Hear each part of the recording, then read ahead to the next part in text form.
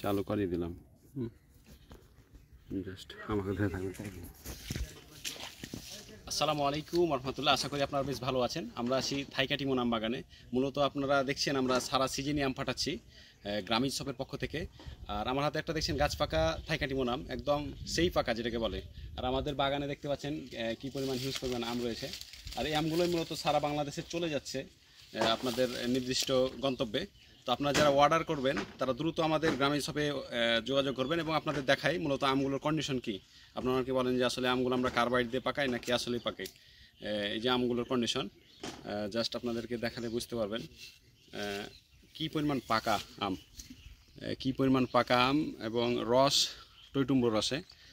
Just আমি আপনাদের খেয়ে দেখালে বুঝতে পারবেন যে আসলে আমটার পরিপক্কতাটা কতটুকু। আসলে আমরা আপনাদেরকে পরিপক্ক আম দিচ্ছি নাকি বাজার থেকে সংগ্রহ করে দিচ্ছি। আমরা মূলত একদম গার্ডেন ফ্রেশ সরাসরি বাগান থেকে আমগুলো কালেক্ট করে দিয়ে থাকি।